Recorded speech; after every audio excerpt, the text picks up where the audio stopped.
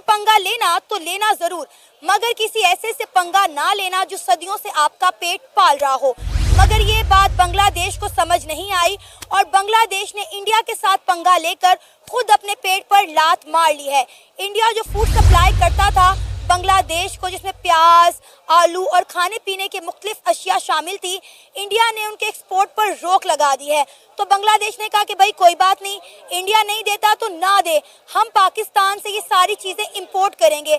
अभी बांग्लादेश को ये फैसला लिए 48 घंटे का वक्त भी नहीं गुजरा था तो ये खबर सामने आई है कि बांग्लादेश में खाने पीने की अशिया में शदीद कमी आ चुकी है।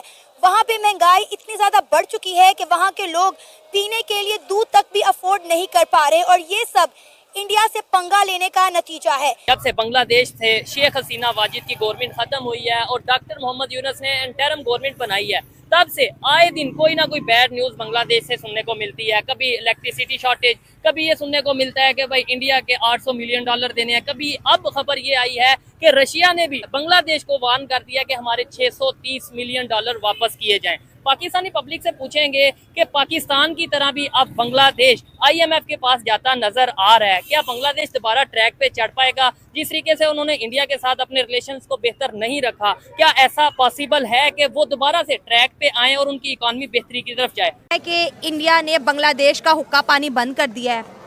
इंडिया और बांग्लादेश के बॉर्डर के ऊपर ट्रेड सस्पेंड हो चुकी है।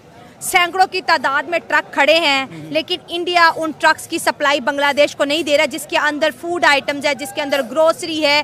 6000 के करीब आप लगा लें कि कमोडिटी है, वो ऐसी अशिया है जिसका रोज़मर्रा की ज़िंदगी में बहुत ज़्यादा, जिसे बोलते हैं, इन्फ्लुएंस रहता है। और बांग्लादेश के अंदर जो है, अब जिस तरह पाकिस्तान के अंदर हालात हुए, आटे के क्राइसिस, सब्जी के क्राइसिस, आलू के, टमाटर के, मेडिसिन के, क्या वो भी पाकिस्तान की तरह ही हो जाएगा बांग्लादेश? मेन चीज़ ये है ना कि बांग्लादेश का सबसे पहले अगर आप बैक साइड देख लें, हाँ। बांग्लादेश का मेन ये वार शुरू क्यों हुआ है, ठीक है। इसके मेन रीजंस है ना। इन्होंने ये बोला, जिनका एक स्टेटमेंट था कि पाकिस्तान और बांग्लादेश दोनों का एक दुश्मन है।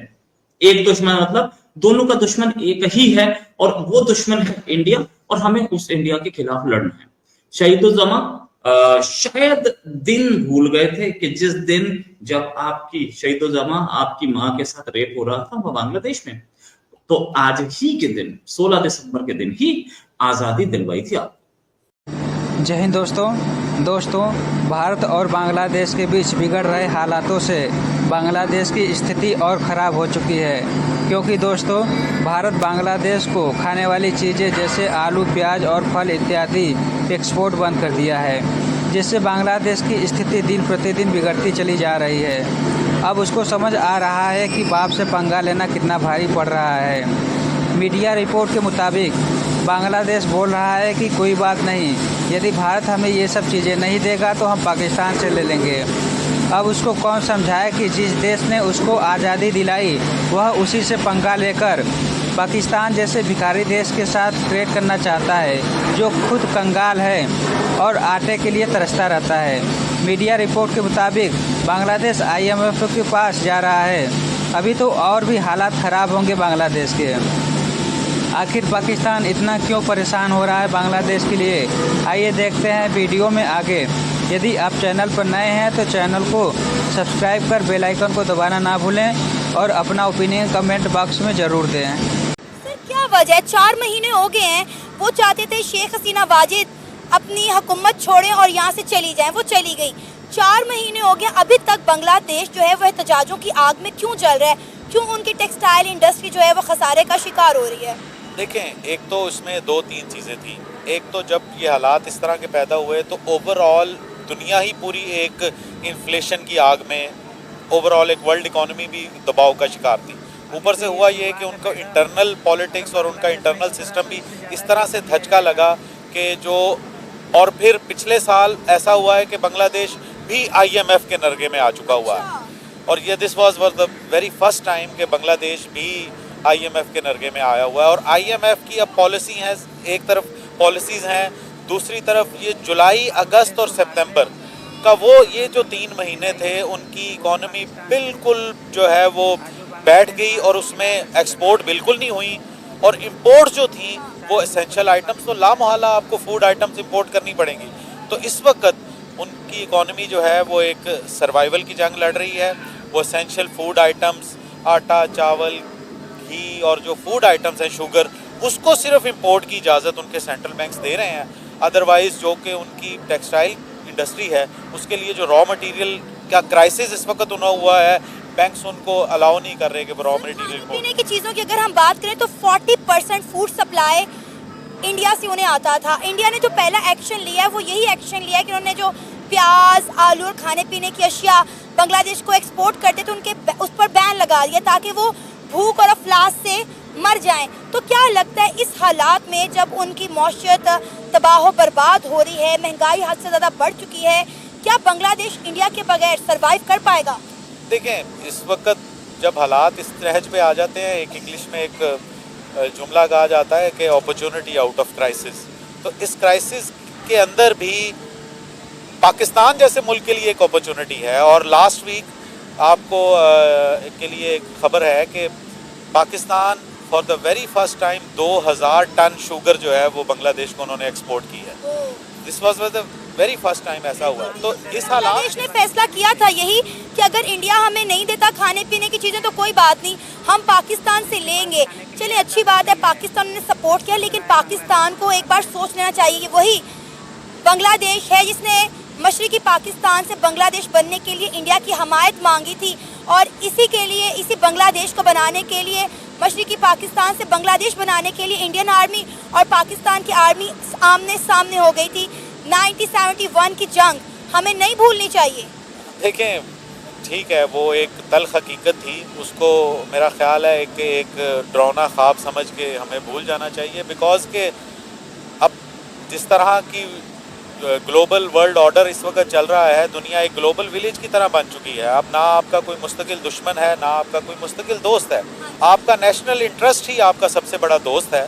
और नेशनल इंटरेस्ट को आपने अपनी टॉप प्रायोरिटी पे ऊपर रखना है। ठीक है, हालात आपके माजी कोई इतना ताबनाक नहीं है पाकिस्तान का बांग्लादेश के साथ हालात और माजी, लेकिन हमें चाहिए कि इस क्राइसिस के अंदर हमें दोनों मुल्कों को एक एक कदम पीछे हटकर अपने ताल्लुकात को मज़ीद मजबूत करना चाहिए। फॉर्मूला फिर इंडिया के लिए क्यों नहीं लागू हो सकता? अगर हम बांग्लादेश के साथ एक एक कदम पीछे हट के ताल्लुकात बेहतर करने में पहल कर सकते हैं तो इंडिया के साथ क्यों नहीं? बिल्कुल करना चाहिए। मैं तो ये समझता हूँ कि पाकिस्तान की भारत के साथ तिजारत खुलनी चाहिए। और देखें, कश्मीर जो है वो अब आप अनडिक्लेयर्ड एक सेटल्ड इशू है। अगर पाकिस्तान का भारत के साथ, चूँकि वो उधर तुम इधर हम, this is the only solution which has already been done. Azad Kashmir एक आपके पास है, मकबूजा उनके पास है, वो उनके पास ही रहना है, आपका अपने पास ही रहना है। तो इसको भी कश्मीर के इशू को एक साइड पे रखते हुए हमें इकोनॉमिक इशू को सामने रखना चाहिए। और बिल्कुल जिस तरह हमें बांग्लादेश के साथ एक कदम पीछे आना चाहिए, हमें बिल्कुल भारत के साथ भी एक कदम पीछे आना चाहिए। और एक दूसरे के साथ इक़्तिसादी ताल्लुकात जो है वो उसको बढ़ाना चाहिए। हम आपस में अना की जंग के अंदर जो है वो सिर्फ और सिर्फ नुकसान गरीब आवाम का हो रहा है। कि इंडिया ने बांग्लादेश का हुक्का पानी बंद कर दिया है। इंडिया और बांग्लादेश के बॉर्डर के ऊपर ट्रेड सस्पेंड हो चुकी है। सैकड़ों की तादाद में ट्रक खड़े हैं, लेकिन इंडिया उन ट्रक्स की सप्लाई बांग्लादेश को नहीं दे रहा, जिसके अंदर फूड आइटम्स है, जिसके अंदर ग्रोसरी है। 6000 के करीब आप लगा लें कि कमोडिटी है, वो ऐसी अशिया है जिसका रोज़मर्रा की ज़िंदगी में बहुत ज़्यादा, जिसे बोलते हैं, इन्फ्लुएंस रहता है। और बांग्लादेश के अंदर जो है, अब जिस तरह पाकिस्तान के अंदर हालात हुए, आटे के क्राइसिस, सब्जी के क्राइसिस, आलू के, टमाटर के, मेडिसन्स के, क्या वो भी पाकिस्तान की तरह ही हो जाएगा बांग्लादेश? मेन चीज़ ये है ना कि बांग्लादेश का सबसे पहले अगर आप बैक साइड देख लें, हाँ। बांग्लादेश का मेन ये वार शुरू क्यों हुआ है, ठीक है। इसके मेन रीजंस है ना, इसके ऊपर मैंने आर्टिकल पढ़ा है, उसमें उन्हें बताते हैं कि एक तो ना एक सिविल डिक्टेटरशिप चली है। अच्छा। सिविल डिक्टेटर हसीना वाजद जो है ना, वो तकरीबन 10 साल या इससे भी ज़्यादा 15 साल हो गए थे। ये हुकूमत वो जारी रखी हुई है, तो उन्होंने एक तरह से सिविल डिक्टेटरशिप कायम रखी हुई। तो वो चाहते थे कि जो डेमोक्रेसी है ना उसको लेके आएँ। तो उन्होंने क्या किया कि अब तो इल्ज़ाम लग रहे हैं, क्रिटिक्स पर हो रहे हैं, मोस्ट ऑफ द लोग ये कह रहे हैं कि अमेरिका इसमें इन्वॉल्व है। अमेरिका क्यों इन्वॉल्व? अमेरिका चाहता है कि जो चाइना की जो उनकी जो इकोनॉमिक्स है, वो इकोनॉमी बहुत ज़्यादा अप जा रही है, तो उनके लिए वो अपने लिए वो थ्रेट समझते हैं। तो उन्होंने बांग्लादेश में ऐसे हालात पैदा कर दिए, वो चाहते हैं ना कि इधर कुछ ऐसे हालात पैदा कर ले ताकि चाइना पर उसका इम्पैक्ट हो। तो उन्होंने बांग्लादेश में ऐसे हालात पैदा कर दिए जिसकी वजह से बांग्लादेश की जो ट्रेड है, बांग्लादेश बहुत आगे जा रहा है। चाइना भी उसे बहुत सपोर्ट कर रहा है। तो बांग्लादेश में ये हालात उन्होंने पैदा कर दिए, पॉलिटिकल इंस्टेबिलिटी पैदा कर दी उन्होंने। ये मोस्टली वो लोग ऐसे मतलब क्रिटिक्स कर रहे थे या कह सकते हो कि इल्ज़ाम लगा रहे हैं कि इस पे जमात इस्लामी जो है उनके अंदर जो अमेरिका का मेन रोल होता है, जैसे कि अफगानिस्तान में वो मोस्टली करते थे कि रिलीजन का लफड़ा डाल लेते थे। रिलीजियस सोच हमारी जो सोसाइटी है, हम ज़्यादा रिलीजन को फॉलो करने वाले लोग हैं। तो रिलीजियस उन्होंने कुछ ऐसे इमोशनल हो जाते हैं और फिर कुछ भी कर देते हैं। जाहिर है हम फैक्ट नहीं देखते, हम देखते हैं कि मतलब अगर कोई हमें कुछ कह रहा है तो इज़ दैट राइट, मतलब ये सही होगा। तो फिर जो बांग्लादेश के अंदर हिंदुओं पे अटैक्स हुए, तो आपको क्या लगता है कि इंडिया उसके लिए बांग्लादेश के मुसलमानों को भी पनिश कर रहा है? नहीं, इंडिया उसके लिए पनिश नहीं कर रहा है। इंडिया का जो मेन रीज़न है ना, यहाँ पर इन पे ये इल्ज़ाम लग रहा था जैसे कि उन अपने हीरोज़ की तौहीन कर रहे थे, अपने हीरोज़ को मार रहे थे, नीचे गिरा रहे थे। तो इसमें आप कह सकते हो कि एक किस्म की मखलूक है जो इन्वॉल्व है, वो ये साबित कर रहे थे कि देखो जो बांग्लादेश के अवाम है ना, वो इस बंदे के साथ नहीं थे, ये तो इस बंदे ने एवं ये रोला डाला हुआ था, बांग्लादेश को अलग कर दिया। लेकिन ये लोग सारे जो है ना इस बंदे के खिलाफ, इसके ये हीरो नहीं है इनका, ये असल में विलन है। उन्होंने शेख मुजीबुर रहमान वो कहते थे कि ये विलन है, देखो सबके सामने उन्होंने दिखा दिया। तो मतलब इंडिया के साथ वो एक तरह से इल्ज़ाम लगा रहे थे कि जो हमें पाकिस्तान से अलग किया गया है, तो इसमें इंडिया का बहुत बड़ा रोल है। यू कैन से दैट, मतलब आप खुद भी सोच सकती है ना कि क्या हुआ था 1971 में, एवरीवन नो दैट। तो उन्होंने क्या किया, इंडिया के ख़िलाफ़ उन्होंने वहाँ पर ऐसी कंपेनें शुरू कर दी कि इंडिया यहाँ पर जो शेख हसीना वाजिद है, जो उन्होंने सिविल डिक्टेटरशिप कायम, ये सारा इंडिया का रोल है। तो इंडिया सारी ये इल्ज़ाम उधर भी गया है, सारे इल्ज़ामात वो इंडिया पे डाल रहे थे, यानी शेख हसीना को वो कहते हैं कि इनडायरेक्टली इंडिया ही सपोर्ट कर रहे हैं।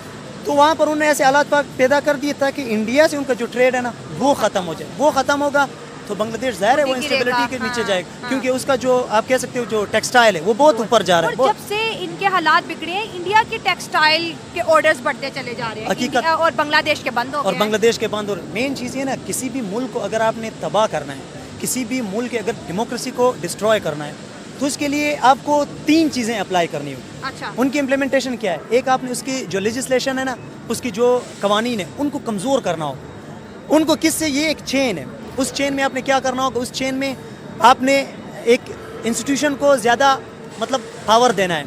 जैसे कि बांग्लादेश में आर्मी को पावर मिल गई, पहले आर्मी को पावर नहीं थी, अब वो आहिस्ता आहिस्ता पावर में आ रहे। अगर आप किसी सिविल मतलब फर्ज करें किसी पार्टी को एम्पावर कर रहे हो, तो पार्टी अगर कल गलत करेगी तो पार्टी के खिलाफ इंकलाब कुछ कर सकती है, पार्टी को मतलब एक बंदा उसको गिरा सकती है, या वो उसका हुकूमत ख़त्म, उसकी सब कुछ ख़त्म कर सकती है। लेकिन आर्मी जो है ना, आर्मी वो एक इंस्टीट्यूशन है, वो जब एम्पावर होता है ना, उनके फिर बहुत नुकसानात है। आप एग्जांपल दे सकते हो, आप बर्मा का एग्जांपल ले सकते हो, वहाँ पर उन्होंने क्या किया, वो सारे आप देख सकते हो कितनी तबाही हुई, मुसलमानों को अलग तरीके से तबाह कर दिया। लेकिन हम ये भी तो देख रहे हैं ना कि जो इस्लामिक कंट्रीज़ हैं, पाकिस्तान बांग्लादेश की चले बात करते हैं, इस्लामिक कंट्री है, लेकिन यहाँ पर डेमोक्रेसी नहीं आ पाई, यहाँ पे जमहूरियत पनप नहीं सकी। इंडिया की बात करें, वो एक सेकुलर कंट्री था, वहाँ पे डेमोक्रेसी भी आई, दुनिया की सबसे बड़ी डेमोक्रेसी दुनिया ने देखी। मेन चीज़ ये है ना, सोसाइटी में इंस्टीट्यूशंस होते हैं जिसके लिए एक फंक्शन यूज़ होता है सोसाइटी के 3 स्ट्रक्चर होते हैं। उसके लिए एक होता है फंक्शनलिज्म। फंक्शनलिज्म में कहते हैं कि जब तक सोसाइटी में ये सारे इंस्टीट्यूशन मिल के काम नहीं करेंगे, कहते हैं एक इंसान के अगर पैर नहीं है तो वो माजूर है। सेम सोसाइटी भी इसी तरह है, सोसाइटी के इंस्टीट्यूशन है, लाइक आप उसके मिलिट्री हो गया, उसका फैमिली सिस्टम हो गया, उसका एजुकेशन हो गया, उसका हेल्थ सिस्टम हो गया, उसका गवर्नमेंट हो गया, उसकी जो कानून है वो हो गया। उसमें कोई भी अगर इंस्टीट्यूशन कमज़ोर है, वीक है, तो आप कह सकते हो कि उसकी सोसाइटी पे उसका इम्पैक्ट पड़ेगा।